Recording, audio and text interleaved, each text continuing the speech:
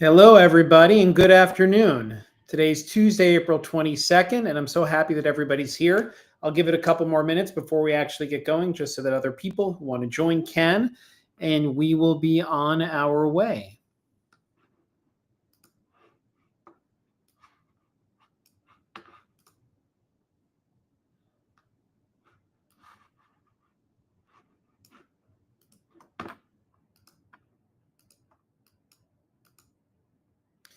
All right, so we've got a million windows open, so I'm going to close a few so I can see everybody here. Give it one more second.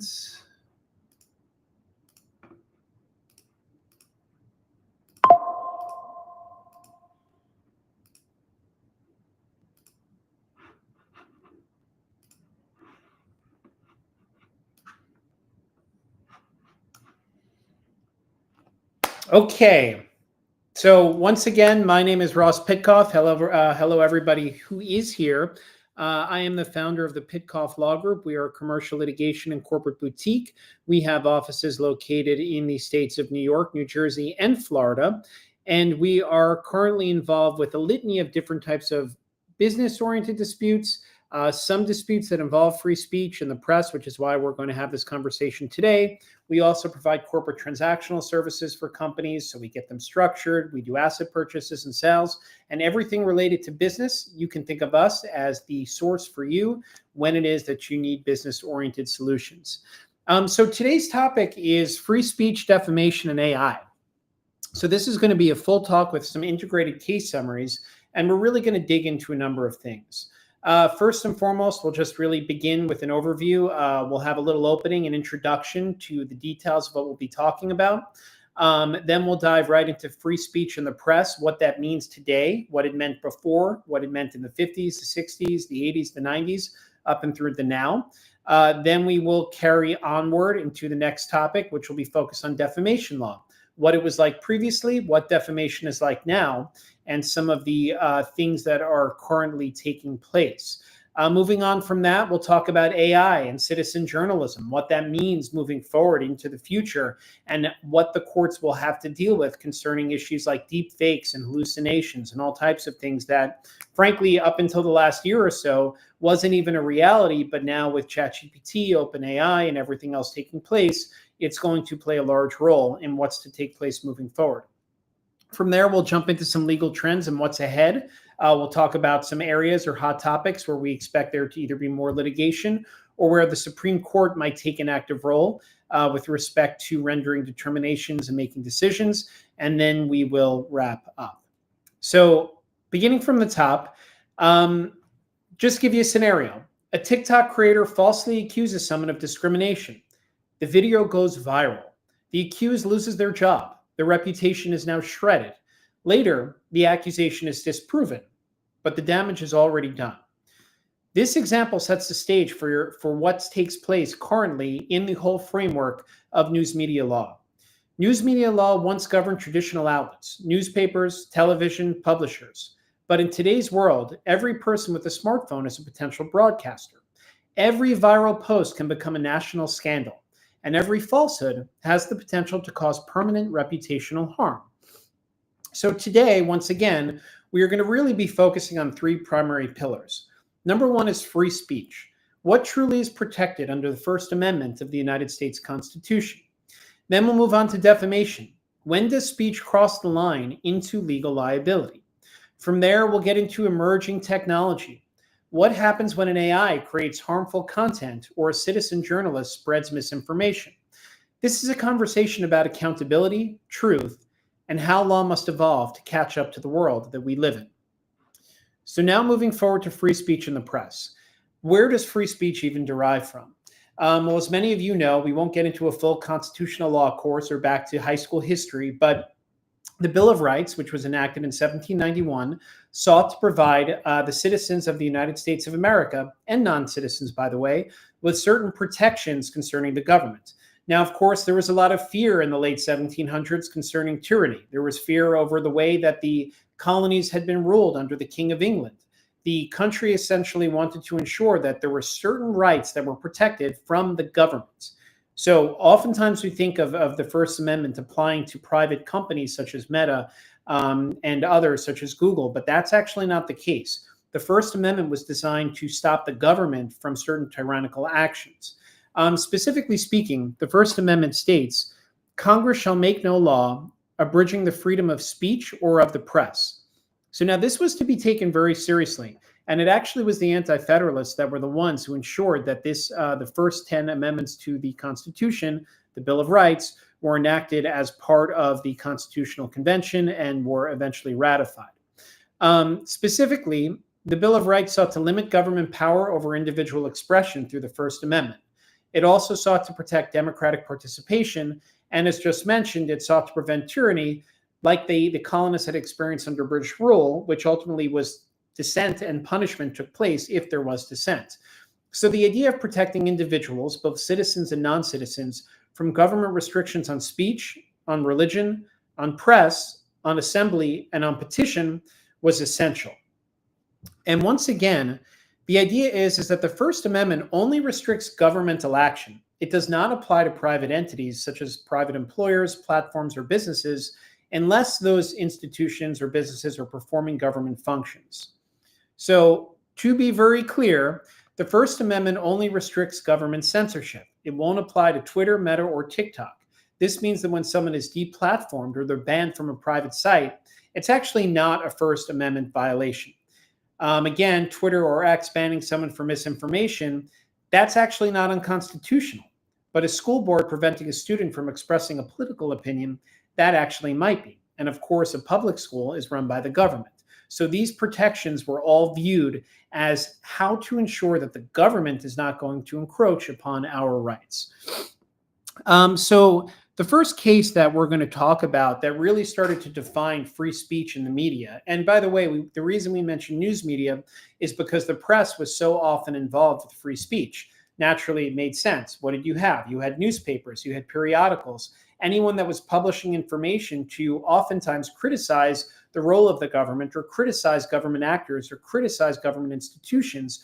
We wanted to be able to have platforms that, even though now we view them as so polarized, the initial idea was that we want to ensure that the government doesn't stop the newspaper from being able to report, or in an even worse case scenario, the government doesn't take a step further and actually only have a government newspaper, such as we see in communist countries, that essentially is misfeeding information to the public without any opportunity for healthy competition that have different political viewpoints. So the first case we're going to talk about is deals with prior restraints. So prior restraint is defined as the government making attempts to prevent speech before it's actually published. This is almost always going to be unconstitutional.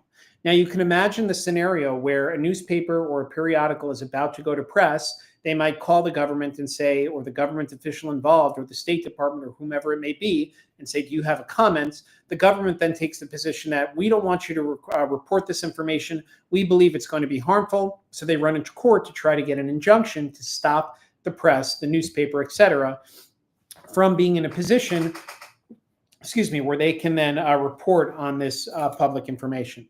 And my apologies, just 1 second. I will be right back. I'll be back in about 30 seconds. But I think they're here. I'm on the live. That's all, Land Rover.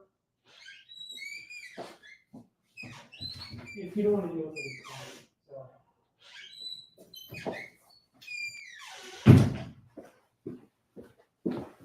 it, sorry about that. So the idea is that Congress can regulate public speech, public schools. So excuse me once again. Yes, hi, you can let them in. Thank you very much.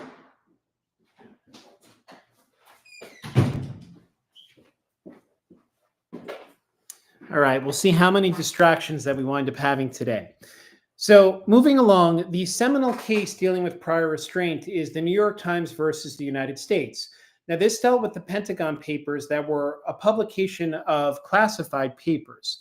The full matter of the case was the New York Times and the Washington Post was actually also a plaintiff versus the United States government, and this took place under the Nixon administration. So what had happened? The Times and the Post obtained and began publishing excerpts from a top secret Department of Defense study on the Vietnam War, known as the Pentagon Papers. The Nixon administration filed suit seeking a court order, again an injunction, to prevent further publication, arguing that it would cause irreparable harm to national security. So the issue became whether the federal government could impose a prior restraint, so a pre-publication ban, on a newspaper to prevent the dissemination of classified information. The court ultimately ruled in 6-3 in favor of the newspapers. The court held that the government failed to meet the heavy burden of proof required for prior restraint. The publication was allowed to proceed, affirming strong First Amendment protections against government censorship. Now, to be clear, the government's argument in this case was that this was potentially damaging to national security. The Supreme Court didn't buy it. They basically talked about how much we respect and want to ensure that freedom of speech under the First Amendment is protected. So if the government is going to be able to stop a newspaper from actually reporting, it's going to have to be something so significant, maybe plans to derail a terrorist attack or something that's so important that there could be imminent significant harm right away if the publication were to be published in that newspaper. So that's a very important case with respect to the protection of the press and free speech. You'll probably also recall not too many years ago in 2018, the matter of CNN v. Trump. In that matter, the White House had revoked press credentials to CNN reporter Jim Acosta. The federal court ruled that this violated procedural due process and affirmed that press access cannot be arbitrarily denied access to the executive wing, of the government. So these types of protections to ensure that the press not only can report but has access to the government are very clear through the lifeblood of the cases that have come out when the Supreme Court has been tasked with rendering determinations concerning the First Amendment. Now, with respect to access to information, there are a lot of different ways that access to information has been made available to the people with respect to the government. And of course, this came out and especially arose during the Nixon administration, where you had the Watergate scandal that started to create a public doubt about what it was the government was actually doing, and if we believe the government was truly acting in favor of the people of the United States. Watergate was really a significant turning point with respect to how the people of the country viewed the government. And in fact, you see that through various protections that were afforded to the people of the United States. Freedom of Information Acts, as an example of something that now the public can use to gain information. That the Freedom of Information Act, you'll often hear about FOIA requests. Those enable the public, individuals of the public, to request federal records. There's open meetings and sunshine laws. These prevent government secrecy in public decision making. You have the case of Richmond Newspapers v. Virginia, which stated that criminal trials must be open to the public and the press. So together, these doctrines protect the press, whether it's in a newsroom or if it's an individual live streaming from a courtroom.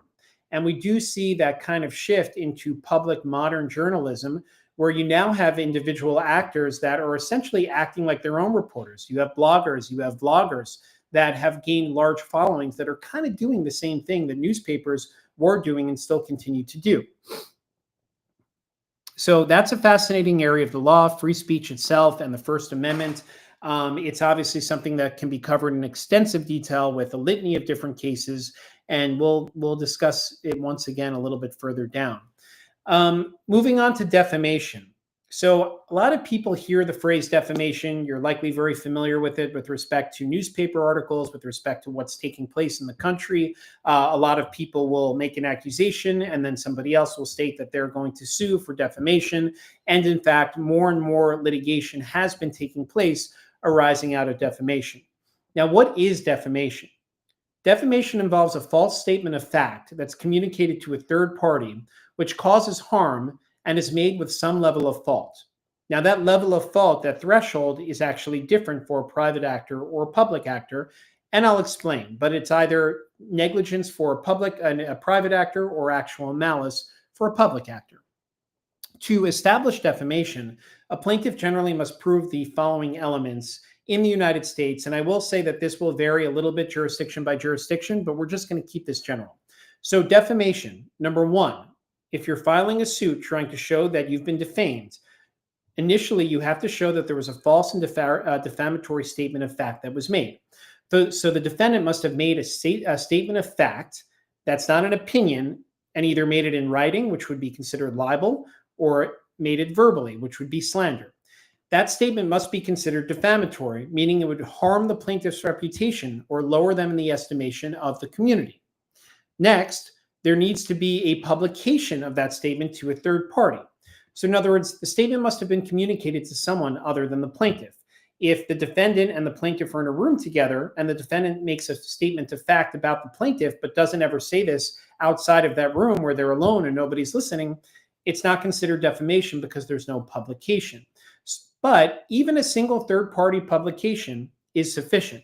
So in other words, 3 individuals on a text thread, and one of them makes a statement of fact, which is considered to be defamatory about another person on that text, and there's a third person that's also on the text, that would be enough to establish that element of publication. And then thereafter, there must be fault. Now, fault changes and varies with respect to whether or not, once again, we're a private figure or a public figure. And we'll get into that a little more, and I'll talk about what I mean by that. Damages. Now, the damages that one has to show is definitive harm to reputation. So the plaintiff needs to show that they suffered some level of harm. That can be reputational, it can be emotional, or it can be economic. Some statements are considered defamation per se, where damages are actually presumed, meaning that you don't even have to show the harm. The statements were so egregious and so violative that the court's not even going to ask the plaintiff to show that it harmed their reputation. It'll be presumed, and therefore you don't even need to actually show by a preponderance of the evidence, 51%, that harm did take place. And we refer to this as defamation per se. So it's where there's statutory liability. So long as you can show the first couple of elements that we mentioned, the harm is going to be rendered abundantly clear. So when does defamation per se kick in? Generally, it's going to be allegations that somebody committed a crime when they didn't, because that's pretty bad. It's going to harm somebody's reputation, right? If you accuse somebody of committing rape, but it never actually happens, and you never bother to investigate the veracity of your statement or even knew it was false, well, guess what? You're likely to be held liable for defamation.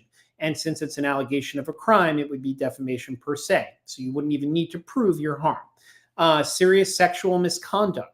Also, very well, that's really what we just mentioned, but it could also include some other, types of sexual misconduct, just all bunched into the same category. Professional incompetence, believe it or not, can also be considered defamation per se, depending on the jurisdiction that you're in. And any references to licentiousness or believing, it's antiquated language, but the allegation that someone had a loathsome disease when that wasn't actually the case. So these are some of these statutes that were written over 100 years ago and making allegations concerning somebody's, whether they had HIV or they had some sort of disease that came through promiscuity. The idea was that the law wanted to ensure that these types of false statements weren't tolerated, and therefore defamation per se would include that as well.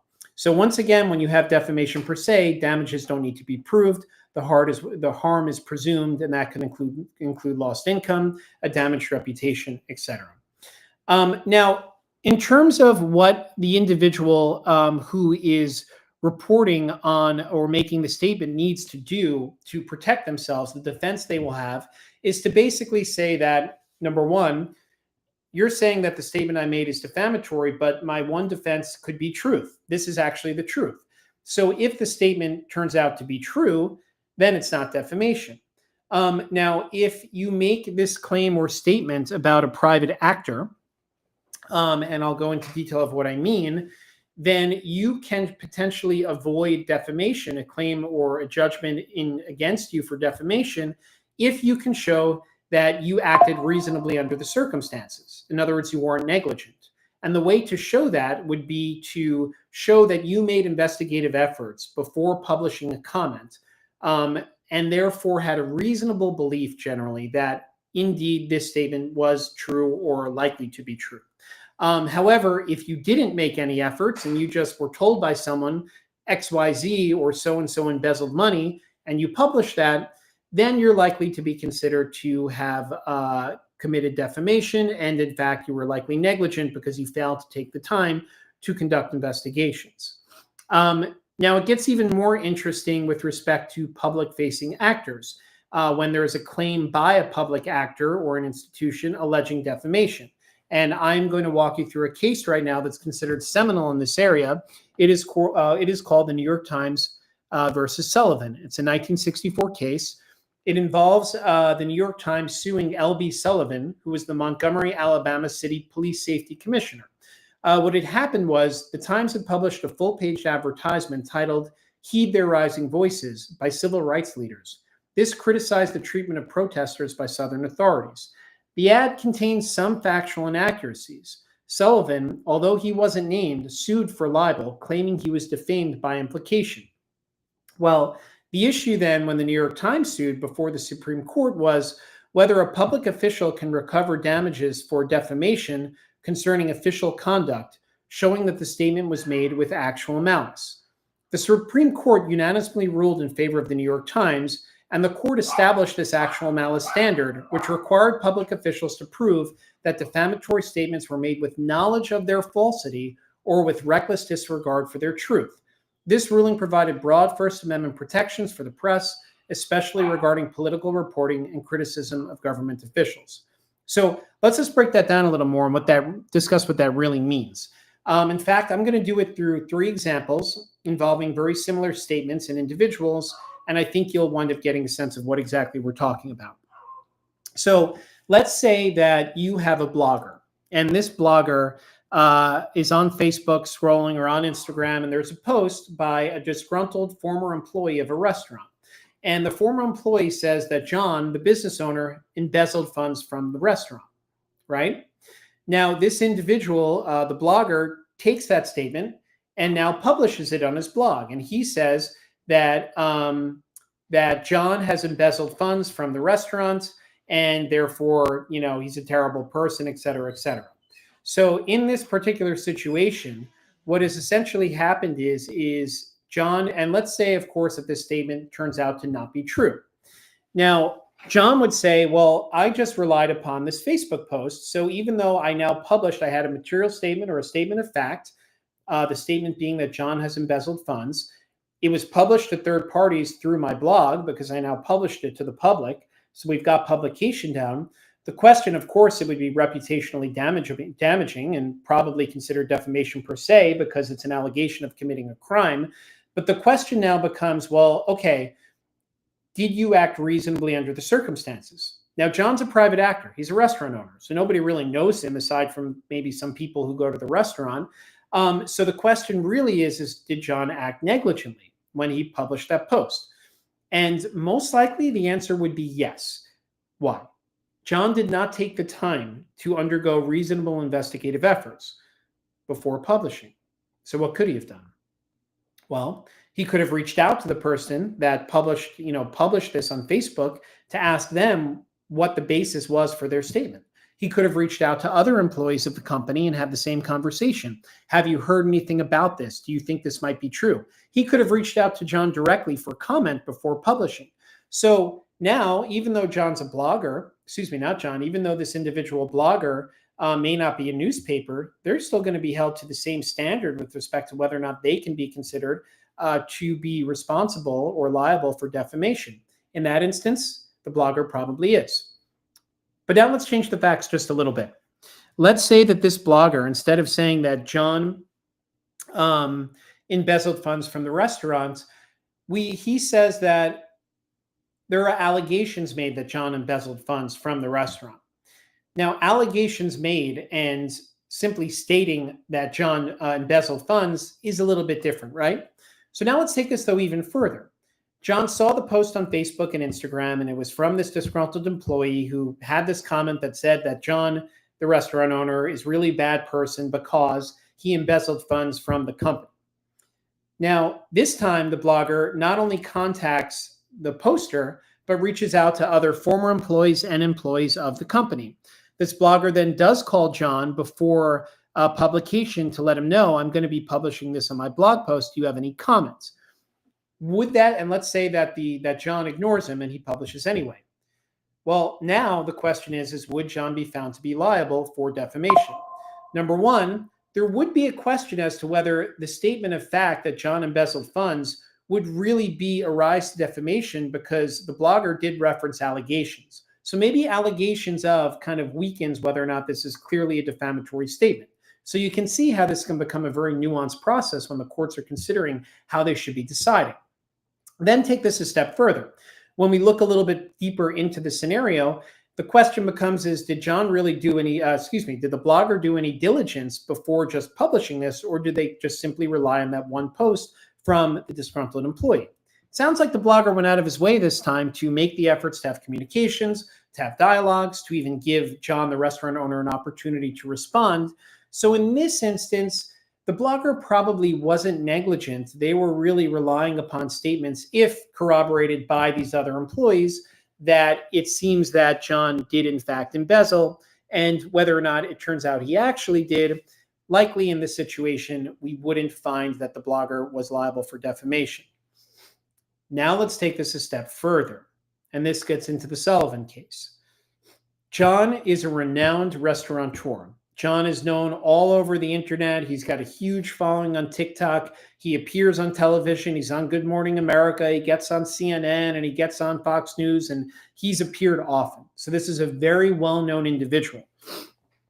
And now comes along our blogger, and our blogger winds up publishing a post about John and ultimately stating that John has embezzled funds. And this gets published on the blogger's blog. So now the question becomes, well, John is no longer a private figure. John is a public figure because he's so well known. And so the question becomes what standard are we going to hold this blogger to? Because now our restaurateur John is really upset, and he in fact wants to sue the blogger for defamation. Well, believe it or not, because John would be considered a celebrity, the standard's actually going to be a little bit different. So John would need to show that the blogger either knew the statement was false or acted recklessly when making that statement in order for John to be able to hold the blogger liable for defamation.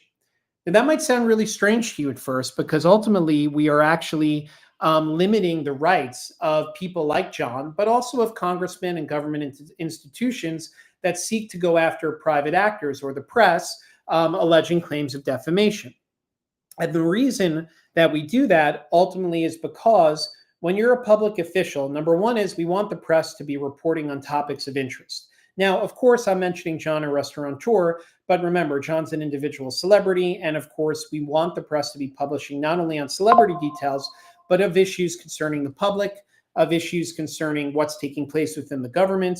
We want the press to have the unfettered opportunity to be able to post, because if they don't, and if there are significant limitations with respect to what the press can and can't say, and if the press has to constantly worry about a lawsuit for defamation, then reporting is going to be extraordinarily limited, especially when a lot of press wants to get information that's relevant to what's taking place in the world out right away, and they don't want to have to worry about going out of their way for verification after verification after verification. So for a public official, the standard's actually a lot higher. If a private individual wants to sue for defamation, lower standard. If a public official, a congressman, a senator wants to sue for defamation, higher standard. So really interesting area of the law. Supreme Court justices for years have been torn on this, whether or not it's really fair to have that higher level of showing of intentionality or recklessness in order to prove a case. It's kind of been this ongoing saga, and frankly, may be revisited very soon in the future. So something to watch out for, but just keep in mind, a private individual is going to have a much easier time proving defamation than is a public actor. Moving on from there, AI and citizen journalism. So we're just briefly going to touch upon this. Obviously, this is a fascinating area of the law. Not only do we have scenarios where we're dealing with deep fakes, and we're dealing with scenarios where AI can write articles. They could even misstate the truth. But the questions are going to become, who's going to be held accountable? If somebody asks ChatGPT, for example, to provide information about someone, and then that individual who gets the information publishes it, are we holding OpenAI liable? Are we holding the individual that made the questions for the prompt liable? It's now we are now entering into a world where information is being disseminated so quickly and through so many avenues that ultimately these questions are likely to be revisited in the near future. So AI generated speech, deepfakes, hallucinations. There's been no determination whether from the courts whether or not that's protected speech under the First Amendment. There's a legal gray area. Can you sue AI for defamation? If so, who's liable? The platform, the user, or the developers? And that's what I was just sort of touching upon.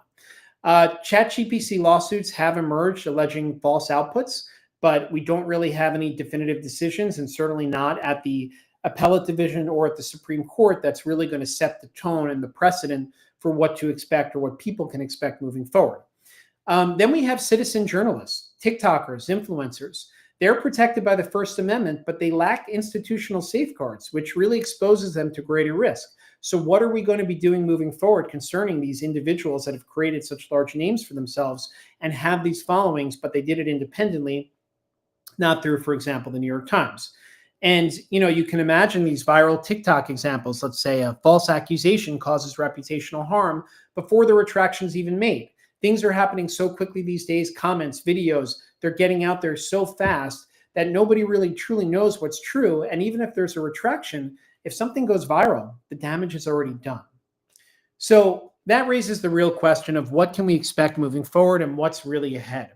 Number one is anti-SLAPP laws. I would focus on this. So a SLAPP law is a lawsuit that's filed, or a SLAPP, I should say, is a lawsuit that's filed not to win on the merits, but to silence, intimidate, or burden someone who is speaking out, usually on a public issue. Anti-SLAPP laws let defendants quickly dismiss these meritless suits and often even recover attorney's fees. What we're starting to see, since these were designed to prevent lawsuits that are filed frivolously to silence critics, we're starting to see that more and more states are passing anti-SLAPP laws that will protect people that have been sued under frivolous circumstances. And there has been some rumblings that maybe the federal government would seek to pass some sort of anti-SLAPP law. Of course, it's going to depend on which administration and on which parties are controlling the government. But a SLAPP statute will allow early dismissal of meritless defamation suits and also allows for the recovery of legal fees. The idea is that creates a very large deterrent to somebody who previously would have filed these suits. It's going to encourage them to think twice about doing so again, because they will be on the hook for a fair amount of expenses. Then there is Section 230. That's the Communications Decency Act. Now, this is an act that has been around. It's likely very antiquated. It's been around since the 60s. And the idea is that it protects platforms from liability for user content. So think Meta, think Facebook, Instagram, TikTok, YouTube. So the platforms are protected from liability because of this statute. Critics on both sides of the political aisle have asked for reform. And if narrowed, platforms may be more likely to censor speech or limit participation because they want to avoid suit. So you hear a lot about this, a lot about privacy and protection and data. And these are all very meritful. But with Section 230, specifically when it comes to speech, there has been a limitation with respect to whether or not companies such as Meta can be held liable. As mentioned before, there's a possibility of revisiting New York Times versus Sullivan. Justice Thomas has come out as a big proponent to revisit Sullivan. He has criticized it has criticized the actual malice standard, and in fact has suggested that public figures have too little protection in today's climate. And so the suggestion there is potentially lowering that standard from actual malice, maybe not to negligence, but maybe to something in between. So if Sullivan ever were to be overturned or limited, defamation cases could actually surge because public officials would have a better likelihood of achieving success if they were to sue. And then, of course, there's going to be questions about who counts as the media. Influencers, bloggers, AI. Are they entitled to the same access and protection as journalists? Courts are increasingly saying yes, but legal definitions still remain murky. And then there's reputation as legal exposure.